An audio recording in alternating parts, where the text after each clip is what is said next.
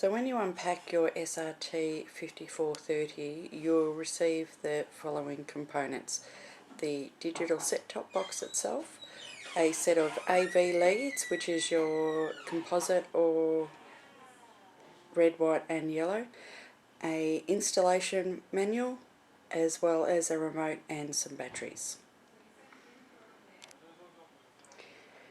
To install your SRT 5430, firstly take the aerial connection from your wall and plug that directly into the aerial connection on the back of the box.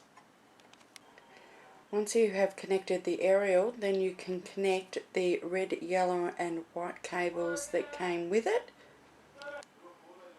like this. Once you have connected them to the back of the box, you then connect the red, yellow and white to the corresponding colours on the back of your TV. And that is the basic way to set up an SRT 5430 on composite. If you wish to set it up on HDMI, which this unit comes with a HDMI connection but not the cable, so you would need to purchase that separately. So you would unplug the red, yellow and white cables. So you install the HDMI cable into the HDMI connection on the back of the box and also on the corresponding connection on the back of the TV. Once you have done that, you can then take the power cable and plug that into a power socket on the wall and turn the unit on. Okay, so once you've hooked up the SRT 5430 to your TV, you can then turn the receiver on using the remote. Press the power button on. It will come up with the strong banner and then it'll start your setup. So just go in, put in what language you want and your country. It'll automatically start scanning for all digital TV and radio stations in your area. Now this will take a couple of minutes.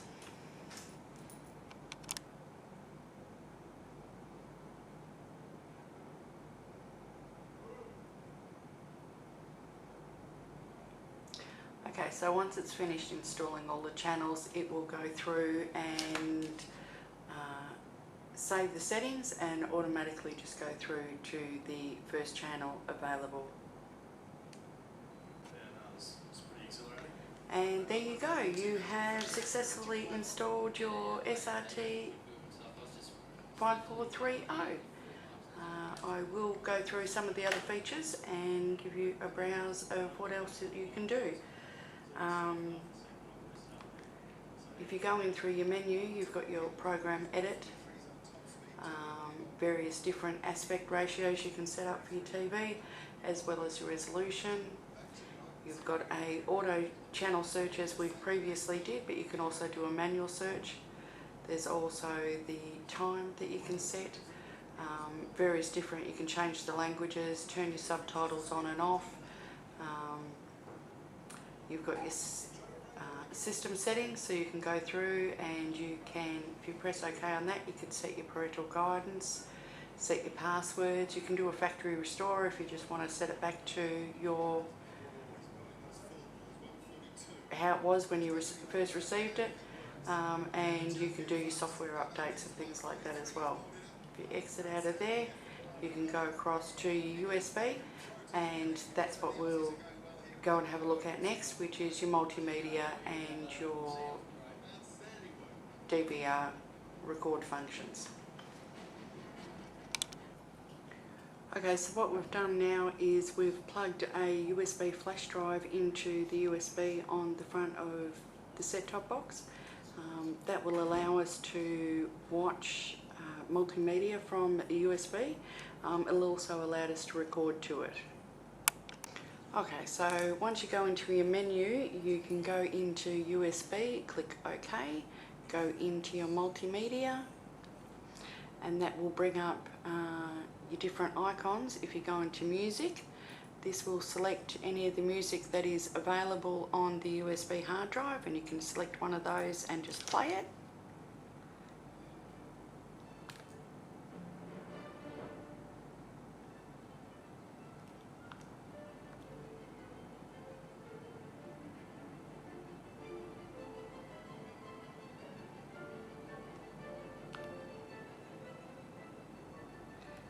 We'll just stop that at the moment. If you just exit on the remote, that will take you back to your multimedia screen. You can go across to photos, and if you press enter, that will bring up the first available one, and you can actually set up a slideshow, or you can just go through them with the advance button on the remote.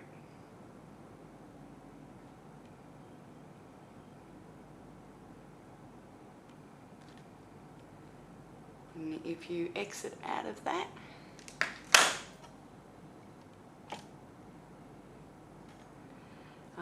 that takes you back in. Same with movies, you can go in there and just click on the movie and play it. With your DVR function, from there you can access anything you've recorded. If you actually want to record onto it, if we get out of there, and for instance you want to record the cricket, you can just hit the record button and it will automatically start recording to your hard drive.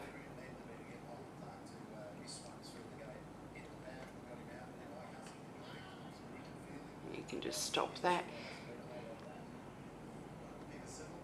And if you want to go in through your EPG, you can record direct from your EPG as well, which is your built-in program guide, by pressing the EPG button on your remote. Go in and select the program that you want to record.